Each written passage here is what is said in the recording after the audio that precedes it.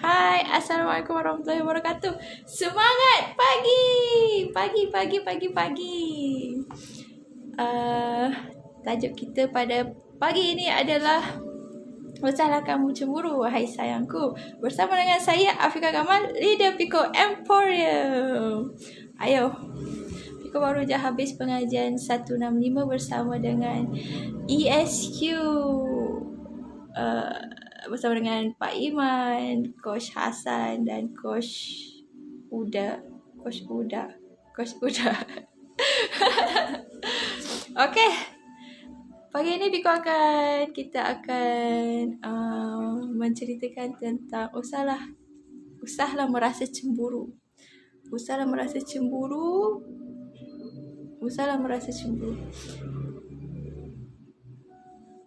Ada rambut ke? Tak ada kan? Usahlah kita merasa cemburu dengan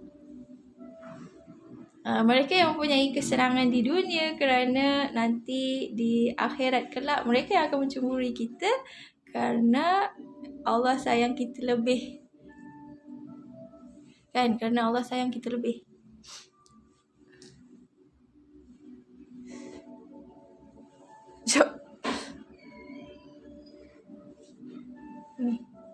Kerana Allah sayang kita lebih.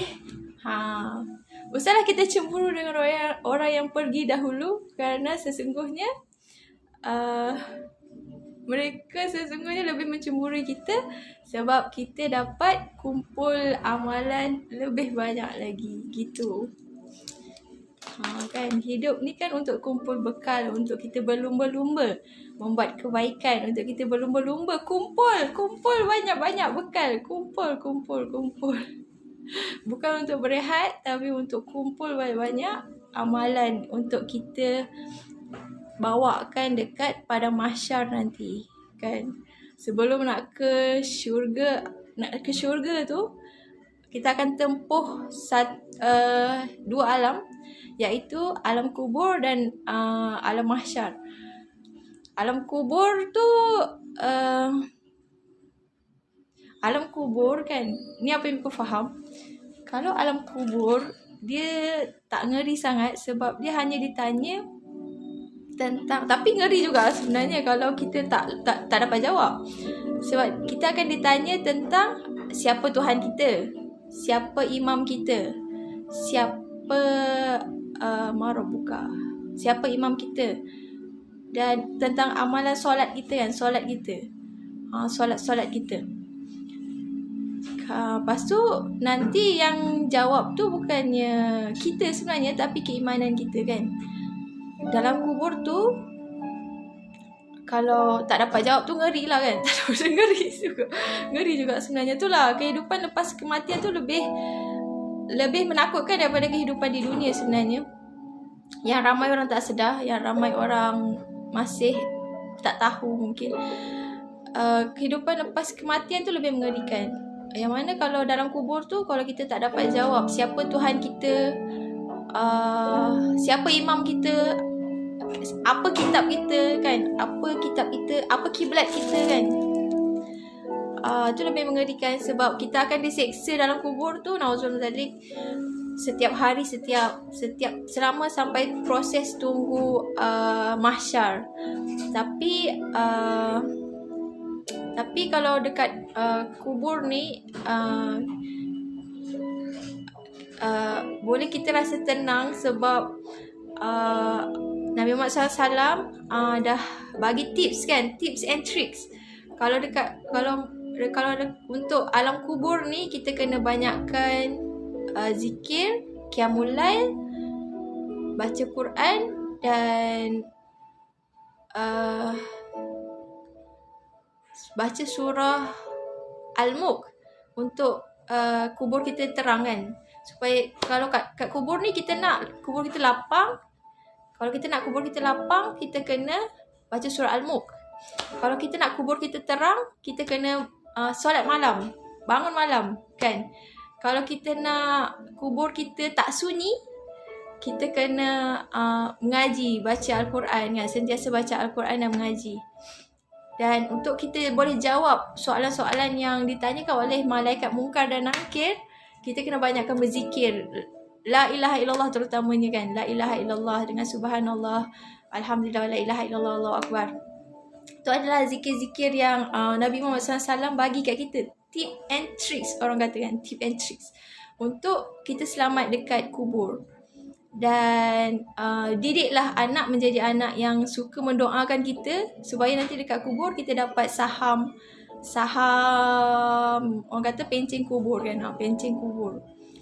Dan tapi dekat mahsyar tu Nabi kata dia lagi menakutkan, sebab kat mahsyar tu kita akan dinilai, sebab dekat kubur ni, alam barzah ni, dia dia macam penjara tau, macam orang kena reman kan. Dia macam penjara. Kan, penjara. Kalau siapa yang kalau macam dekat dunia sekarang, kalau siapa yang have yang ada duit, yang ada jawatan dan pangkat, dia punya penjara tu macam penjara bebas kan, macam bebas, aman, tenang, lapang macam tu kan. Masih dalam penjara tapi bebas macam tu. Tapi kalau untuk orang yang tak ada amalan kan, tak ada kumpul bekal apa-apa, dia memang azab lah kat kubur tu, na'udzubillah min zalik.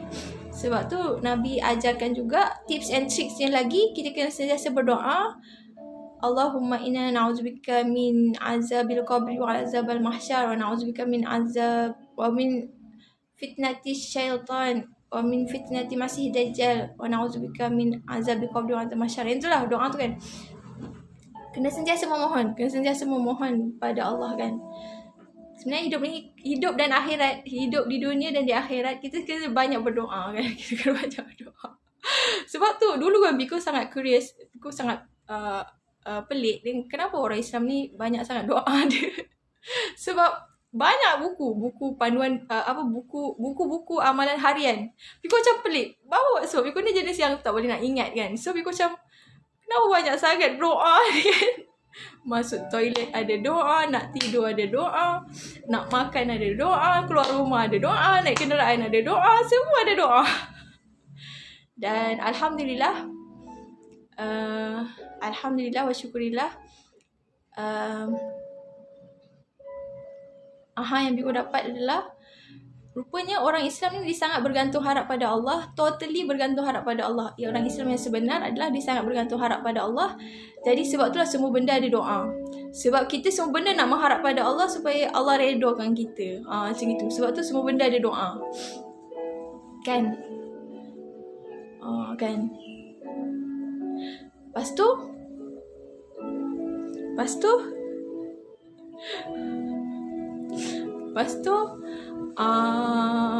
apa ni? Lepas tu kalau dekat mahsyar pula Nabi kata lepas tu kalau kat mahsyar pula Nabi kata itu adalah tempat yang paling menakutkan sebenarnya. Sebab sekecil-kecil amalan kita semua dinilai oleh Allah. Gitu. Semua dinilai. Semua. Setiap butir perkataan, setiap gerakan jari, setiap lintasan fikiran, setiap apa yang terdetik di hati, setiap apa yang masuk dalam telinga, setiap apa yang semua akan dinilai. Sebab itulah dekat mahsyar kita akan sangat panjang tempoh dia. Mahsyar tu ibarat mahkamah. Mahsyar tu ibarat, itu bagi Biko lah, mahsyar tu ibarat mahkamah. Sebab hari pembicaraan dan kita kena tunggu, kena ada queue kan. Sebab seorang-seorang akan menghadap Allah. Bukannya ramai-ramai kan, dia seorang-seorang akan menghadap Allah. Lepas tu memang macam mahkamah. Sebab nanti ada saksi, ada tu semualah. Kan. Apa yang berlaku dekat dunia ni kan ilham daripada ilmu Allah juga. Kan, ilham daripada ilmu Allah, yang mana Allah dah cerita nanti dekat mahsyar ada hari perbicaraan apa semua. So sebab tu manusia dapat ilham untuk ada mahkamah dekat dunia. Macam itu. Lepas tu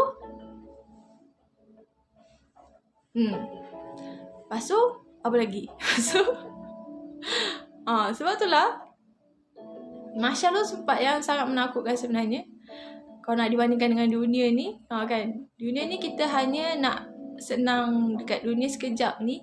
Tapi dekat mahsyar tu lagi panjang. Kita kena ada hari perbicaraan, kita kena hari penilaian, hari pertimbangan, hari semua dekat situ. Lama, boleh bayang tak? Boleh bayang tak? Kita nak ambil vaksin tu pun tunggu lama. Kita nak umrah dan haji pun lama kan. Tengok berapa ini kan pula dekat mahsyar yang dikumpulkan dari umat daripada zaman Nabi Adam sampai orang terakhir di hari kiamat. Sangat ramai. Dan sebab itulah Nabi sangat suruh kita menjaga, Nabi SAW sangat suruh kita menjaga hati kita, amalan kita, supaya nanti kita tak susah dekat mahsyar kan. Supaya nanti dekat mahsyar kita jadi orang yang senang, orang yang tenang. Kan. Macam gitu. Dan diceritakan sebab Nabi Muhammad SAW ni mujizat dia adalah Al-Quran. Dan Al-Quran ni menceritakan semua kisah Nabi-Nabi sebelum ni. Daripada Nabi Adam sampai Nabi Muhammad SAW, penutup dan penghulu Nabi dan Rasul. Jadi kita umat Nabi Muhammad SAW akan menjadi saksi untuk semua Nabi-Nabi. Best kan kisah ni? Aku suka kisah Nabi ni. Aku suka kisah-kisah Nabi ni. Nanti kita akan jadi saksi. Kita akan jadi saksi perbicaraan dekat mahkamah nanti. Mahkamah mahsyar. Kita akan jadi saksi kisah-kisah Nabi-Nabi ni. Nanti kita akan dipanggil untuk perbicaraan. Kan? Yang menariknya adalah umat Nabi Muhammad ni, kita akan dipanggil dan dipanggil. Setiap Nabi tu akan dipanggil. Sebab kita mentelusuri kisah-kisah Nabi-Nabi ni kan. Sebab mujizat Nabi Muhammad SAW, itulah kelebihan kita menjadi umat Nabi Muhammad SAW kan. Subhanallah, Alhamdulillah, wa la ilaha illallah, Allahu Akbar. Beruntungnya kita kan. Beruntungnya kita menjadi umat Nabi Muhammad SAW. Jadi, untuk sahabat-sahabat kesayangan Allah yang sedang dalam ujian, yang sedang dalam orang kata apa? Sedang dalam kesulitan, sedang dalam tekanan, kuatkan hati. Bertahan sikit lagi, bertahan sikit lagi.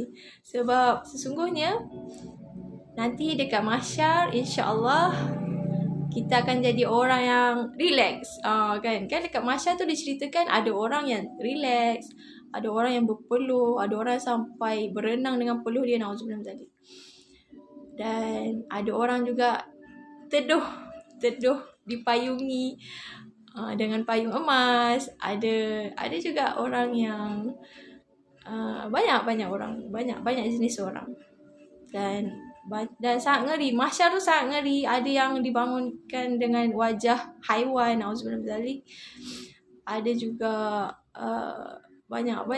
Kalau tu Biko suka dengar Ustaz Badli Shah cerita pasal hari kiamat. Memang dahsyat. Mahsyar ni sangat dahsyat. Dalam banyak-banyak hari, bukan hari kiamat tu yang dahsyat. Sebenarnya mahsyar tu sangat dahsyat. Sebab itulah hari penilaian kita yang sebenar. Hari penilaian yang kita dah tak boleh patah balik kan. Hari penilaian yang apa yang kita boleh buat adalah terima je apa ada je. Jadi sebab itulah kita kena bertahan dekat dunia untuk kita senang dekat mahsyar nanti, insya-Allah, mahsyar dan alam barzakh, insya-Allah. Untuk alam akhirat, insya-Allah. Dan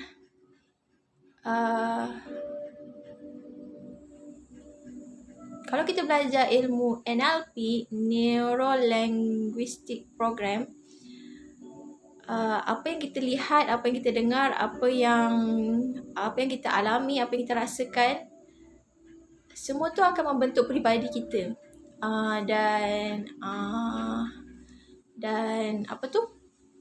Semua tu akan membentuk peribadi kita dan apa tadi?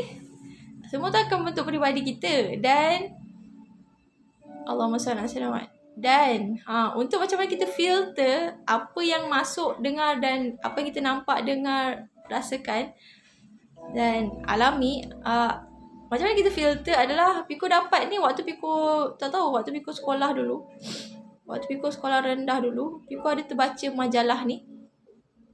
Dia macam komik lah. Majalah tu macam ada kartun-kartun. Lepas tu dia kata, kalau kita berjanji, kena sentiasa ucap insya-Allah. Kalau kita, ni untuk peringatan Piko juga kan. Peringatan reminder untuk Piko sebenarnya. Dan penguatan ni kan. Penguatan untuk diri Piko sebenarnya. Apa yang Piko cerita hari ni sebenarnya untuk menguatkan diri Piko sebenarnya. Supaya Piko pun tetap kuat dan semangat dan berbahagia dengan ujian yang Allah bagi dekat dunia. Sebab dunia ni hanya sementara, kan. Dunia ni maksudnya sementara. So, sekejap kita tu nanti kita sambung. So, yang ni yang Piko dapatkan tadi tu untuk kita filter.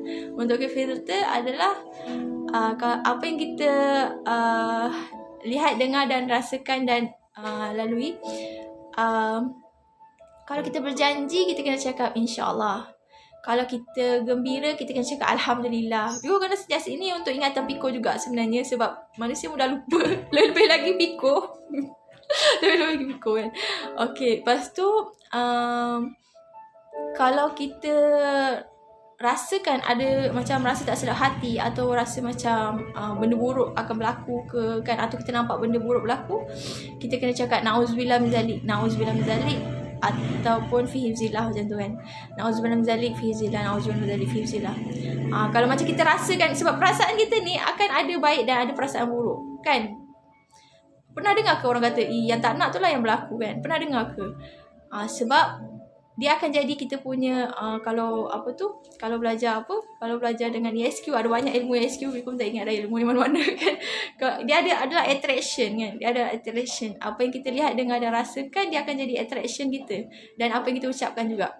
So, bila benda yang tak sedap hati tu muncul, filter kita untuk mengelakkan benda tu berlaku adalah dengan mengucapkan na'udzubillah min zalik, na'udzubillah min zalik, na'udzubillah min zalik.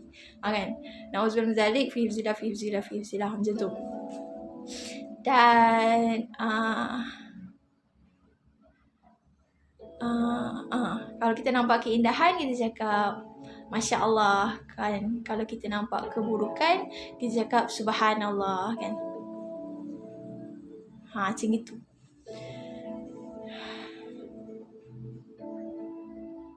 Apa tadi yang Piko nak, yang Piko hold tadi? Allahumma salli ala sayyidina. Apa tadi yang Piko hold? Ada yang Piko hold. Sekejap. Allahumma salli ala sayyidina Muhammad. Tak ingat lah. Itu adalah filtration macam mana yang apa yang Piko buat untuk diri Piko. Sebab Piko terbaca dalam majalah tu. Ada lagi satu. InsyaAllah tu sebenarnya kan, sebab Piko teringat-ingat ada satu ceramah Syekh Imran Husin yang menceritakan, yang pakar ilmu eskatologi, ilmu tentang hari kiamat. Ilmu eskatologi ni tak ramai yang ada. Yang Piko dengar sekarang ni, yang setakat ni, Ustaz Wadi Anwar, Ustaz Auni, Syekh Imran Husin, Ustaz Badi Shah dengan Ustaz Zulkifli Abdullah. Kan? Ustaz Zulkifli Indonesia, Syekh Imran Husin orang luar negara tapi jadi pensyarah dekat Malaysia. Dan apa tadi? Juga tadi ingat Syekh Imran Husin dia cerita pasal Nabi Ibrahim. Nabi Ibrahim apabila ada perintah dari Allah, Nabi Ibrahim tak pernah cakap insya-Allah. Sebab insya-Allah tu sesuatu yang kita tak pasti sebenarnya. Tapi kalau itu adalah perintah, kita tak boleh cakap insya-Allah. Kalau itu adalah perintah Allah, kita kena cakap sami'na wa ata'na. Kalau itu dari janji kita, baru kita cakap insya-Allah. Ini untuk penguatan Piko juga sebenarnya. Ini macam Piko dapat. Sebab sebelum ni Piko macam mencari-cari, tak boleh cakap insya-Allah ke macam tu kan. Sebab Syekh Imran Husin kata Nabi Ibrahim tak pernah cakap insya-Allah pada Allah.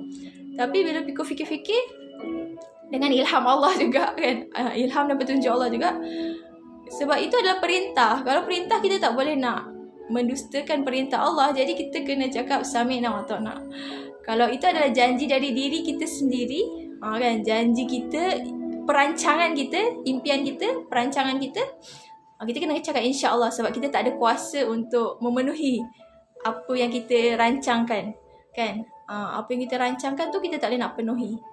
Tapi kalau perintah Allah, kita wajib penuhi. So kadang-kadang macam kita tertukar kan. Piko lah, tak tahulah orang lain. Tapi kalau macam Piko kadang-kadang tertukar. Kadang bila tu kan cakap insya-Allah tu lah jadi Allah marah kan. Sebab itu perintah. Perintah tu wajib dipenuhi. Kalau itu adalah perancangan kita atau janji kita, baru kita cakap insya-Allah. Gitu. Sebab kita tak ada kuasa. Macam itulah.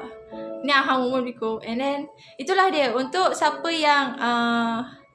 yang dalam musibah, siapa yang dalam ketekanan, siapa yang mengalami depresi, anxiety sekarang, kuatkan semangat. Janganlah kamu cemburu dengan orang-orang yang berbahagia di dunia, kerana sesungguhnya mahsyar tu lebih menakutkan kan. Mahsyar tu lebih menakutkan dan